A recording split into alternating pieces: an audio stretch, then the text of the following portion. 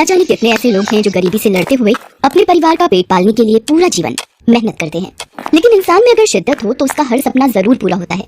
मालती और उसकी बेटी प्रीति की ये कहानी भी यही बताती है। मालती की शादी राजेश के साथ हुई थी। दोनों खुशी से रह रहे थे। एक दिन मालती राजेश से कहती है, सुनिए जी, कल अपनी प्रीति 1 साल की हो जाएगी। उसका पहला जन्मदिन है कल। अरे हाँ, अच्छा हुआ जो तुमने याद दिला दिया, मैं तो भूल ही गया था। शाम को चलेंगे बाजार, कुछ अच्छा सा खरीद लेना उसके लिए। अच्छा तो मैं चलता हूँ, खेत जाने के लिए देर हो रही है। जी ठीक है। राजेश खेत के लिए निकल जाता है। वो मन ही मन बहुत खुश था। अपनी बेटी प्रीति का जन्मदिन वो अच्छे से मनाना चाहता था, मगर भगवान को तो कुछ और ही मंजूर था। उसी दिन खेत में काम करते वक्त एक जहरीले सांप ने राजेश को काट दिया। जहर की वजह से राजेश ने अपने खेत में ही दम तोड़ दिया। मालती के लिए ये बहुत बड़ा झटका था। 1 साल की छोटी सी प्रीति की पूरी जिम्मेदारी अब मालती पर आ गई थी। मालती को जब कोई रास्ता नजर नहीं आया तो भगवान के सामने हाथ जोड़कर बोली, हे भगवान, ये क्या किया आपने? अब हम किसके सहारे जिएंगे? मैं कैसे अपनी बच्ची को पालूंगी? भगवान कैसे? मालती भगवान से सवाल तो पूछ रही थी, मगर वो जानती थी कि इन सवालों के जवाब उसे खुद ही ढूंढने थे। उसने हिम्मत नहीं हारी और काम की तलाश में वो प्रीति को लेकर शहर आ गई। शाम होने को थी, तभी उसने एक लंबी सी गाड़ी को अपनी तरफ आते देखा। फिर अचानक वो गाड़ी एक बंगले की तरफ मुड़ गई। बंगले का गेट गाड़ी के लिए खोल दिया गया। मालती ने झांक कर देखा तो बंगला काफी बड़ा था। मालती को एक उम्मीद मिली। काम और आश्रय की उम्मीद लिए मालती गाड़ी के पीछे पीछे बंगले के अंदर चल दी। उसने देखा कि गाड़ी से पहले एक पुलिस का जवान उतरा। फिर उसने कार के पीछे का दरवाजा खोला तो उसमें से एक रौबदार महिला उतरी। तभी पुलिस के जवान की नजर मालती पर पड़ गई। उसने गुस्से से पूछा, कौन है तू? कहाँ गुस्से चली आ रही है? जवान की डांट सुनकर मालती घबरा गई और वो वापस जाने लगी। तभी उस महिला ने मालती को आवाज लगाई और कहा, सुनो, रुको, इधर आओ। क्या नाम है तुम्हारा? जी मेरा नाम मालती है। मैं तो बस कुछ काम ढूंढ रही थी। आपके बंगले में नौकरी मिल सकती है जी? हाँ, क्यों नहीं, मैं कल ही इस बंगले में शिफ्ट हुई हूँ तो घर का काम करने के लिए कोई तो चाहिए होगा। आओ मेरे साथ आओ। वैसे मेरा नाम सुहासिनी है। सुहासिनी ने पुलिस के जवान से सर्वेंट क्वार्टर का ताला खोलने के लिए कहा और फिर मालती से कहा, ठीक है मालती, तुम यहाँ रह सकती हो, लेकिन रुको, ये प्यारी सी गुड़िया कौन है तुम्हारी गोद में? क्या नाम है इसका? जी ये मेरी बेटी है प्रीति। होले मेरी गुड़िया, आप तो बड़े प्याले हो। सुहासिनी का इतना अच्छा बर्ताव देखकर मालती की आंखें भर आई। उसने सुहासिनी से कहा, मेम साहब, भगवान करे आप और बड़ी अफसर हो जाओ। मालती की बात सुनकर सुहासिनी मुस्कुराई। पास ही खड़ा जवान जोर से हंसने लगा और मालती से बोला, बड़ी अफसर मतलब? मैडम इस जिले की कलेक्टर हैं, IAS सुहासिनी पांडे, उनसे बड़ा कोई नहीं यहाँ। जवान की बात सुनकर मालती दंग रह गई। कलेक्टर होने के बावजूद इतनी सादगी, घमंड का नामो निशान नहीं था सुहासिनी में। अब तो मालती के दिल में सुहासिनी के लिए इज्जत और बढ़ गई। धीरे धीरे वक्त बीतता गया। मालती सुहासिनी के बंगले का पूरा ख्याल रखती, घर का सारा काम करती और साथ ही वो अपनी बेटी प्रीति का भी अच्छे से ख्याल रख पा रही थी। सुहासिनी भी मालती के काम से बहुत खुश थी। एक दिन जब सुहासिनी प्रीति के साथ खेल रही थी, तब मालती ने बड़ी हिम्मत करके उसे पूछा, मेम साहब, एक बात पूछूं, आपने अब तक शादी क्यों नहीं की? हाँ, मैंने जिससे शादी करनी चाहिए वो किसी और का हो गया, तो बस अब ऐसे ही जिंदगी गुजार रही हूँ लेकिन खुश हूँ।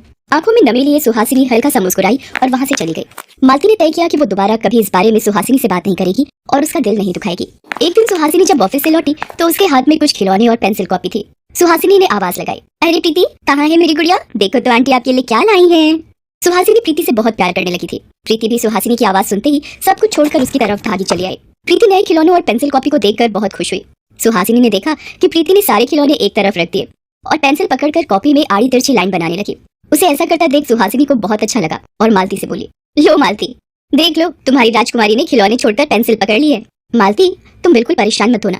मैं वादा करती हूँ कि प्रीति जहाँ चाहेगी और जब तक चाहेगी मैं पढ़ाऊंगी इसे। इसकी पढ़ाई लिखाई की सारी जिम्मेदारी मेरी।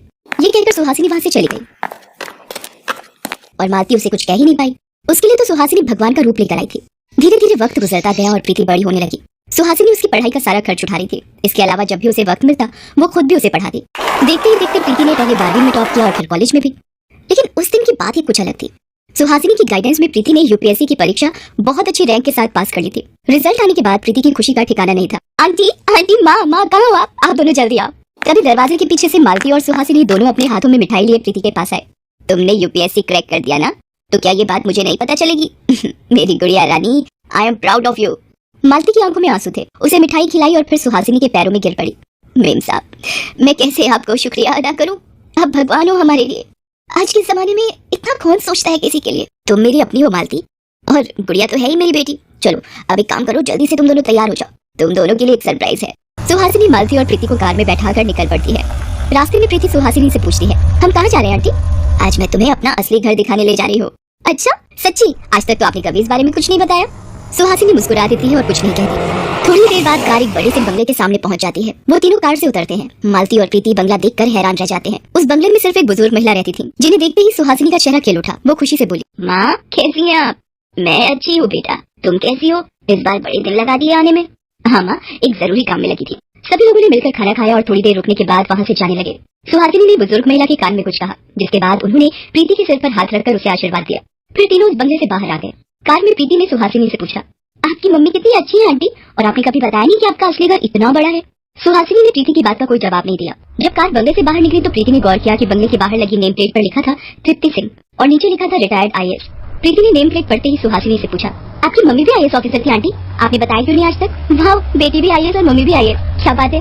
सुहासिनी खामोश थी और मालती हैरान। उसकी समझ में कुछ नहीं आ रहा था। कुछ देर बाद सुहासिनी ने कार को एक गांव के पास रुकवाया और एक टूटी फूटी झोपड़ी की तरफ इशारा करते हुए कहा, प्रीति, वो है मेरा असली घर।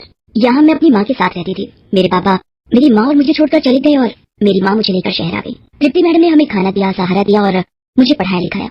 मेरी माँ की मौत के बाद भी उन्होंने मेरा ख्याल रखा। तभी से मैं उन्हें माँ कहकर पुकारती हूँ। उन्होंने मुझे पढ़ा लिखा कर काबिल बनाया।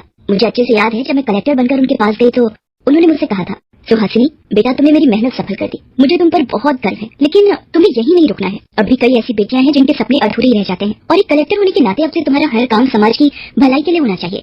उनकी वो सीख मैंने हमेशा याद रखी और हमेशा ये कोशिश की कि कभी किसी बेटी के सपने अधूरे ना रहे। मुझे पूरी उम्मीद है कि तुम भी अपने जीवन में हमेशा ये सीख याद रखोगी बेटा। जी आंटी। नहीं माँ, मैं हमेशा आपकी बात याद रखूंगी माँ। मालती और प्रीति की आंखों में आंसू थे और मन में सुहासिनी के लिए बहुत इज्जत। तो वही सुहासिनी के चेहरे पर सुकून था, मानो एक बहुत बड़ी जिम्मेदारी पूरी कर दी थी उसने।